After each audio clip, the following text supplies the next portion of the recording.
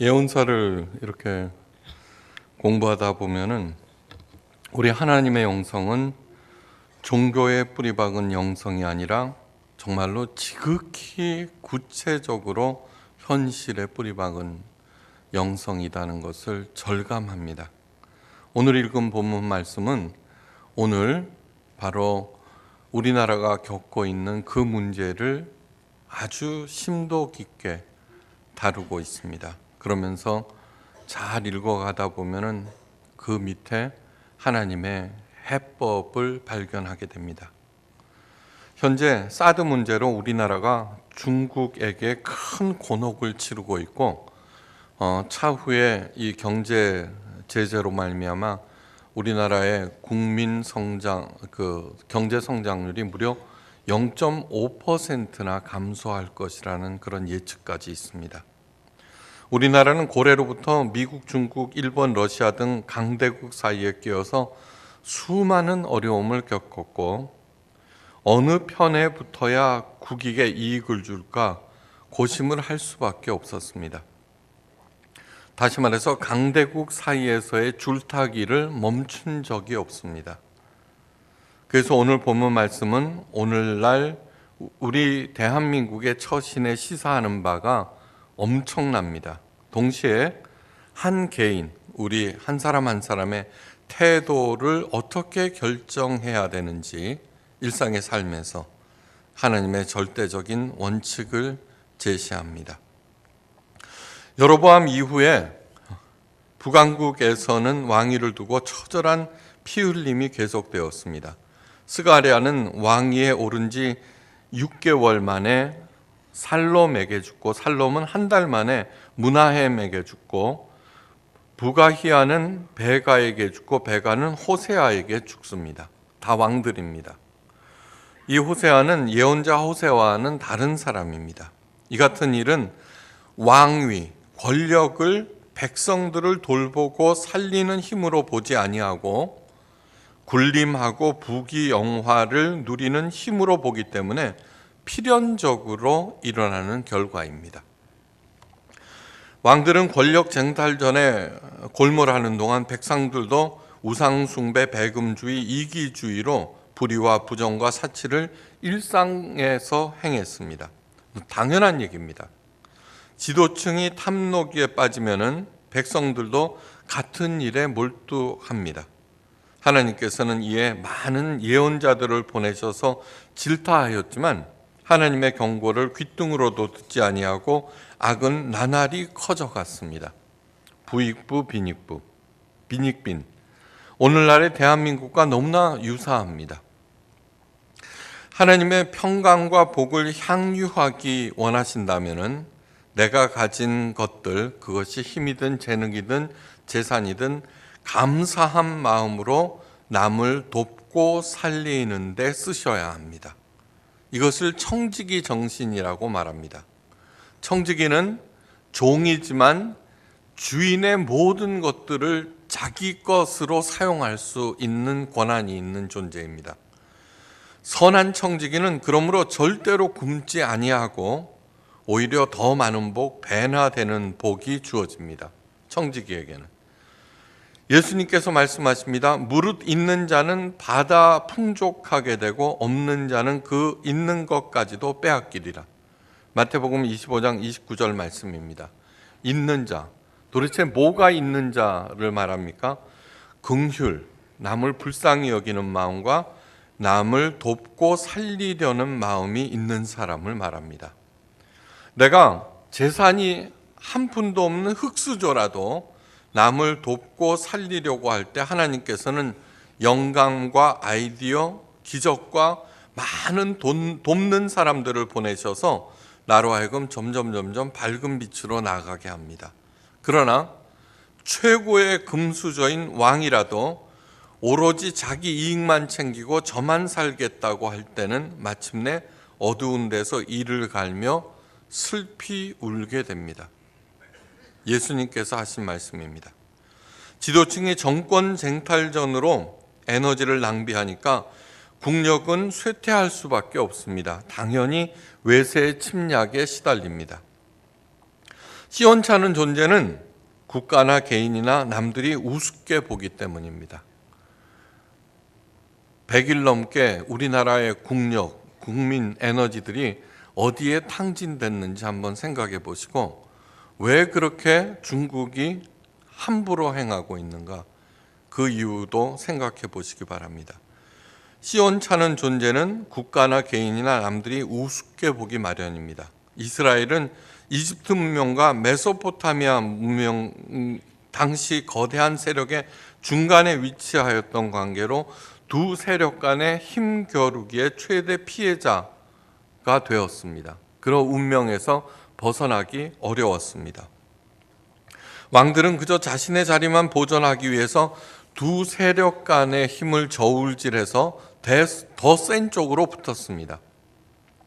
무나헴은 북쪽 세력 아수르가 침공하였을 때 아수르에게 뇌물을 바치며 자신의 자리를 보존하였고, 호세아 왕은 이집트와 제휴하여서 아수르에게 대적하다가 이것을 빌미로 마침내 이스라엘이 패망해 버립니다.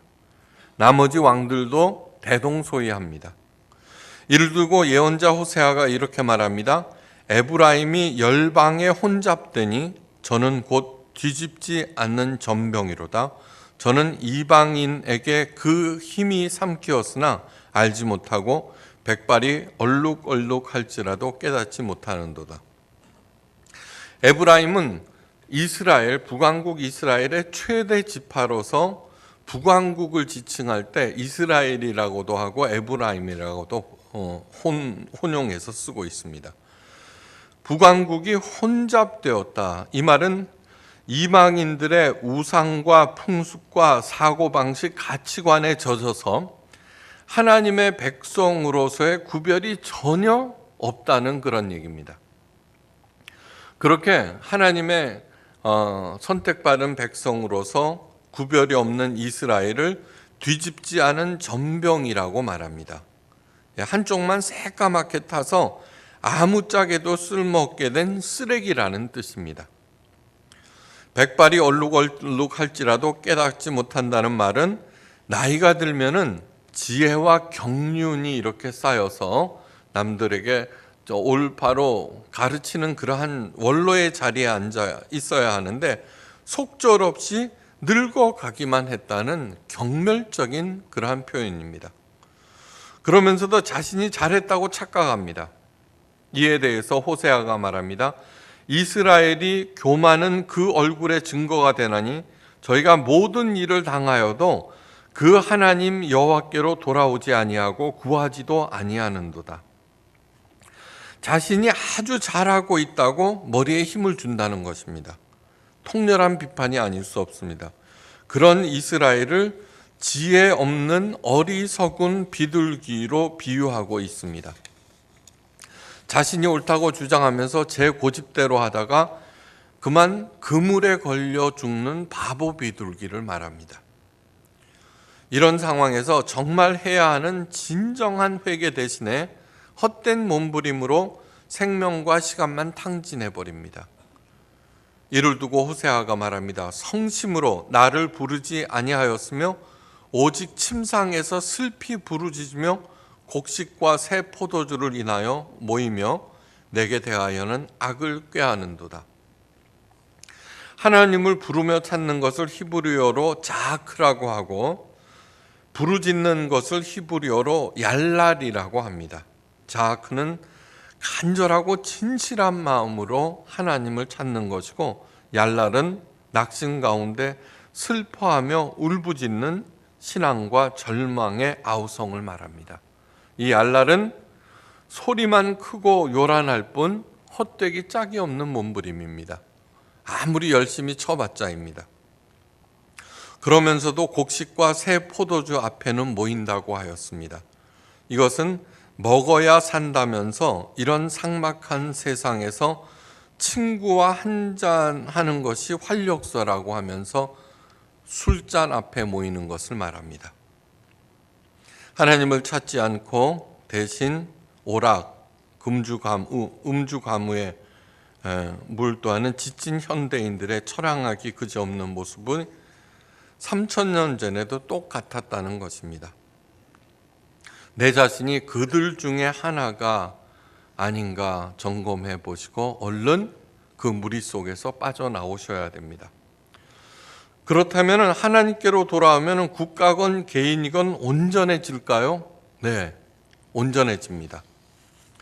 이집트 문명과 메소포타미아 문명을 이스라엘이 제압했던 찬란한 시절이 딱 한 번 있었습니다. 바로 다윗 시대였습니다. 다윗은 물론 밧세바 사건으로 한 번 잘못했지만 하나님과 마음이 합한 사람이라는 별명을 얻었습니다.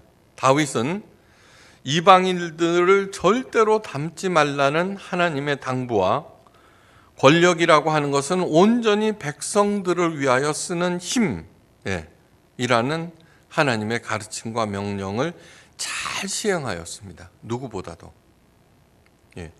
그렇게 하자 이집트 문명과 메소포타미아 문명을 제압하게 되었습니다. 그 찬란한 왕국을 솔로몬에게 양도합니다. 근데 그 솔로몬은 훗날 결혼 정책으로 1000명이나 되는 이방인 처첩들을 거느리고 그들이 가지고 온 이방 신들을 방치함으로써 이스라엘을 또 혼잡시켜 뒤집지 아니하는 전병으로 만들고 솔로몬이 죽은 후에는 이집트가 남북으로 갈리게 됩니다. 한 개인이라도 하나님의 명령을 준수할 때 하나님께서는 반드시 도와주십니다. 그리고 그 나라가 강성하게 됩니다. 지도자가 올바로 시행할 때, 올바르게 행할 때 백성들 역시 올바르게 행하면서 불의와 부정이 비례하여서 감소하게 됩니다. 지도자의 청렴과 사회의 청렴도에 따라서 그 나라가 부강해진다는 사실이 오늘날 통계가 말해주고 있습니다. 그래서 세계적으로 어느 나라가 가장 청렴한가 그런 것들이 조사될 때 우리나라는 꽁지였습니다. 저는 우리 교회에서 어떤 분이 우리 교회는 라인이 없다고 그렇게 말하는 것을 가장 고맙게 생각합니다. 다시 말해서 어디에 붙을까 생각하지도 않게 만드는 그런 거. 저한테 붙어봤자입니다. 그러니까 오직 하나님께 붙게 만들었다는 그런 뜻입니다. 그렇게 하셔야 합니다. 무너져가던 제네럴 일렉트릭 회사를 살린 잭 웰치가 말합니다. 가장 중요한 것은 무리에서 빠져나오는 것입니다. 상사가 어떤 프로젝트를 직원들에게 할당합니다. 그때 상사는 이미 해답을 알고 있습니다. 여러분들은 그 맡은 일들을 시작하는데 여기서부터 사원들의 차이가 드러나기 시작합니다. 상사가 자기 보스가 원하는 것이 무엇인지 모르면은 아무리 열심히 해도 탈락. 아무리 열심히 해도 보스가 무엇을 원하는지 그건 모르면 탈락. 이건 하나님에게도 적용됩니다. 하나님께서 원하시는 것이 무엇인지 올바로 알지 못하고 전도봉사 헌금 열심히 해봤자 탈락합니다. 상사가 원하는 것을 해오면은 평균입니다. 우리들은 상사가 원하는 것을 해오면은 평균이다. 그러니까 잘했다고 생각하는데 아니요, 평균입니다. 상사가 생각하는 것 이상의 아이디어를 찾아내야 합니다. 이 새로운 아이디어를 찾아내려는 사람만이 그 무리에서 빠져나올 수 있고 새로운 아이디어를 제시할 수 있습니다. 그렇게 새로운 생각으로 무리에서 빠져나오는 사람이 비율이 얼마나 될까요? 0.01%밖에 되지 않습니다. 상사는 이 새로운 생각을 한 사람에게 중요한 질문들을 더욱 많이 하게 되고 때가 되면은 그 사람은 다른 사람들에게 질문하는 자리에 앉게 됩니다. 무리 속에서 나와서 높이 오르기를 희망하고 자신의 환경을 딛고 상승하고 싶다면은 남달리 생각하는 사람이 되기만 하면 됩니다.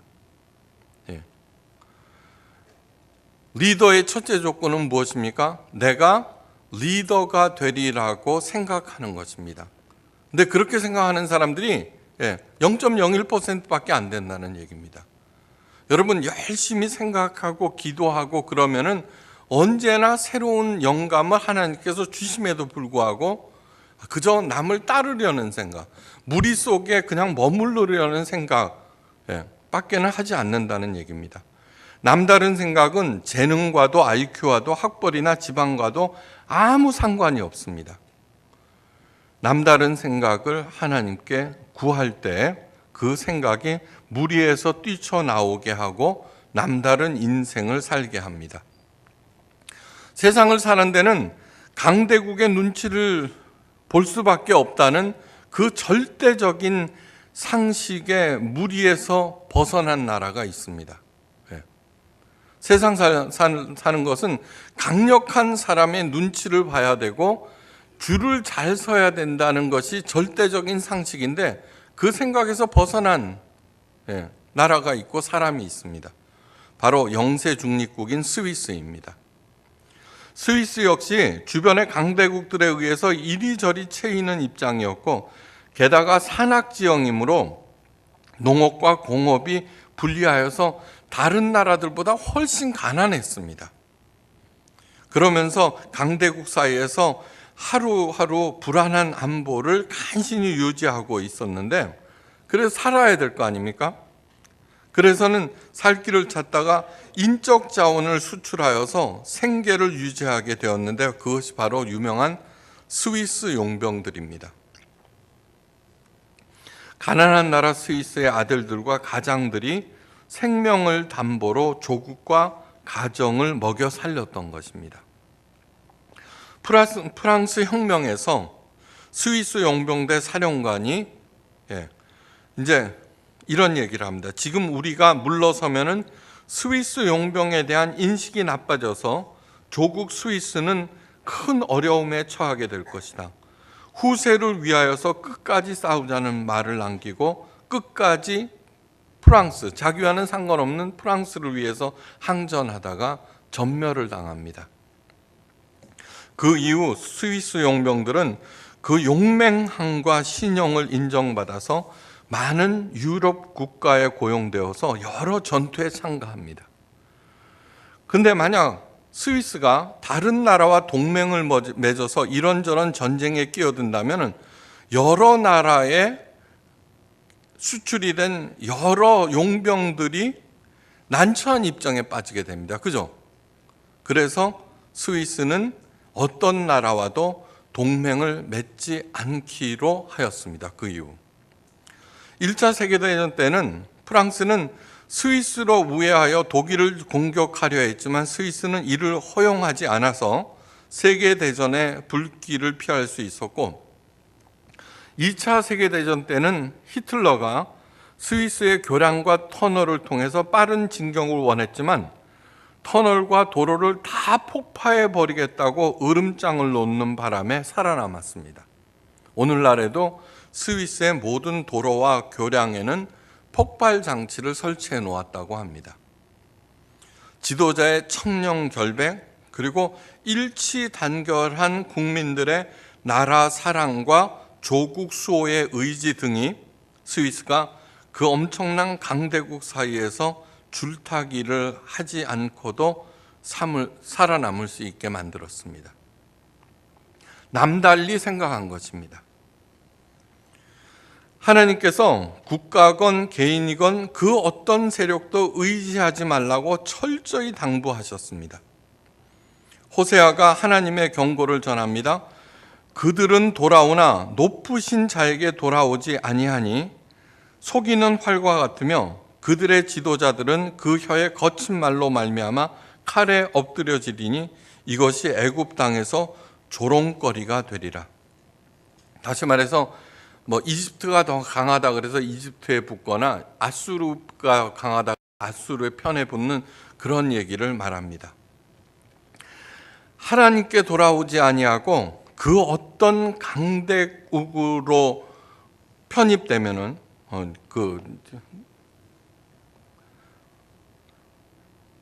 그들의 활이 속이는 활이 된다. 예. 오늘날 슬픈 것은 무엇이냐 하면은 우리 기독교인들이 미국을 일부 기독교인들입니다. 많지는 않습니다. 일부 기독교인들이 미국을 하나님으로 생각한다는 것입니다. 아닙니다. 미국은 물론 우리나라 건국에 있어서 많은 도움을 준 그런 나라지만 미국이 하나님은 아니라는 얘기입니다. 다시 말해서 하나님께로만 돌아와야지 그 어떤 나라도 강대국으로 가면은 그들의 활이 속이는 활이 된다. 사드가 혹시 우리에게 속이는 활이 되지 않을까요? 한번 깊이 생각해 보십시오. 그렇다고 저를 또 진보주의자 그렇게 생각할 거 없습니다. 하나님의 말씀을 연구하면서 읽는 것은 하나님은 어떤 절대적인 것들을 얘기하고 계신다는 걸 잊지 마시기 바랍니다. 그것을 전할 뿐입니다. 이집트를 구원하기 위해서 이스라엘을 구원하기 위해서 이집트에 10가지 재앙을 내리셨고 이집트인들 모두 여호와 하나님의 권능을 다 아는 터인데 그렇게 하나님의 백성이 이집트 편에 가서 붙으면은 오히려 이집트에서 이스라엘을 조롱거리로 만든다는 얘기입니다.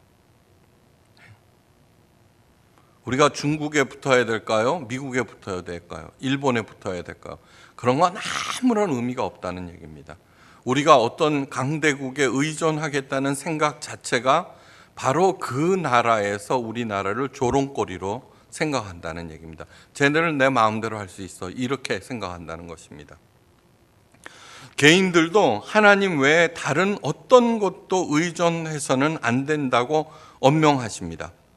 이새야 선지자가 의지해서는 안 될 것들을 구체적으로 제시합니다. 보라, 만군의 여호와께서 예루살렘과 유다를 의뢰하며 의지하는 것들을 제하여 버리시되 곧 그가 의지하는 모든 양식과 그가 의지하는 모든 물과 용사와 전사와 재판관과 예언자와 장로와 귀인과 모사들을 그리할 것이다. 양식과 물은 생명을 유지하는데 절대 품목입니다. 없어서는 안 됩니다. 그런데 그런 절대 품목까지도 의지한다면 하나님께서 그것을 없애버리시겠다는 얘기입니다. 돈, 재산, 권력, 군사력도 의지해서는 안 되며 종교, 정치, 경제 지도자 등등을 의지했다가는 그 사람들을 모두 없애버리시겠다는 얘기입니다. 그 보면은 재판관도 있고 예언자도 있고 장로도 있고 당연히 목사도 있습니다.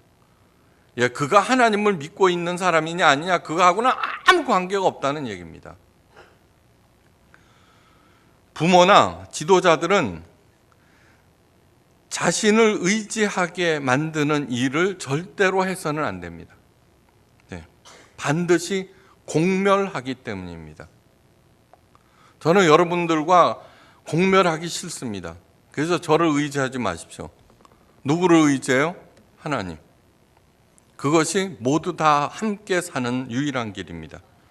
그들의 도움을 거부하라는 것이 아닙니다. 도움은 받으셔야 합니다.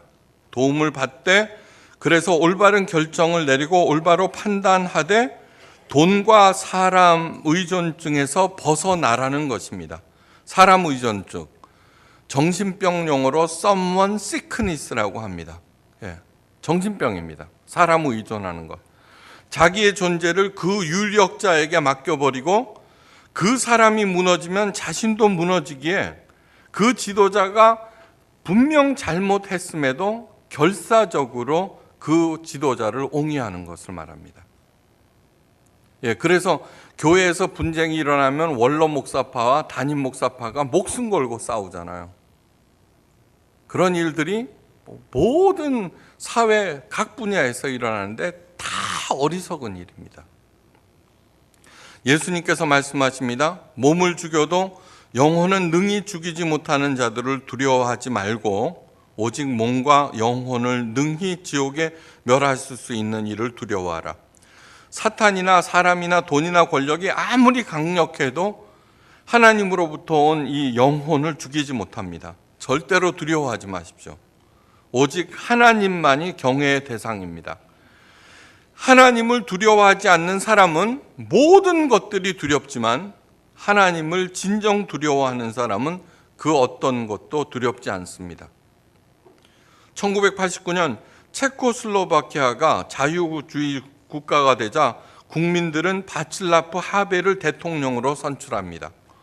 바칠라프 하벨은 극작가요 예술가입니다. 정치, 경제 이런 건 모릅니다. 그가 그 피폐할 대로 피폐해진 나라를 잘 이끌 수 있을까요? 네, 그는 잘했습니다. 하벨은 정치인으로서 정직할 것을 고집했습니다.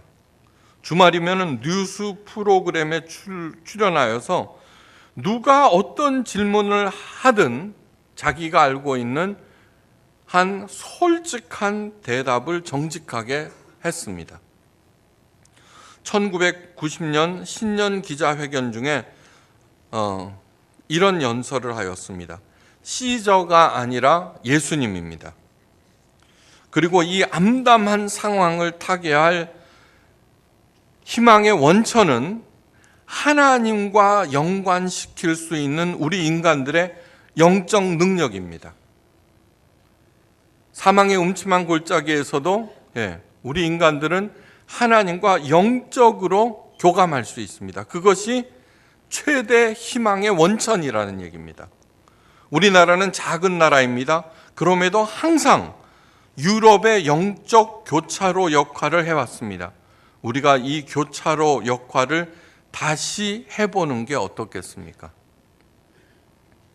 오직 하나님을 가장 사랑하고 경외하십시오. 그분이 나와 대한민국을 지켜주십니다. 그분께서 새로운 지혜와 능력과 그리고 영광과 아이디어를 주셔서 각자의 삶의 자리에서 누구의 눈치도 보지 아니하고 저울질도 하지 아니하고 하나님을 연결시키는 영적 교차로 역할을 수행하여서 초대교인들의 아름다운 별명인 세상이 감당치 못하는 자들이 되시기를 주의 이름으로 축원합니다. 기도하십니다. 나의 대적들, 나의 원수들이 실족하여 넘어졌다다. 군대가 나를 대적하여 진칠지라도 내 마음이 두렵지 아니하며 전쟁이 일어나 나를 치려 할지라도 나는 여전히 태연하리로다. 여호와는 나의 빛이요 나의 구원이시니 내가 누구를 두려워하리요. 이 귀한 말씀 각자의 심령에 아로새겨서 언제나 눈치 보려고 할 때, 자기의 안위를 걱정할 때 이 말씀이 나를 인도하는 생명 이정표가 되게 하옵소서. 그래야 해서 우리들이 하나님의 영광을 드러내는 사람으로서 우리로 말미암아 이 나라가 굳건해지게 하옵소서. 감사드리며 모든 말씀 예수 그리스도의 이름으로 간절히 기도하옵나이다. 아멘.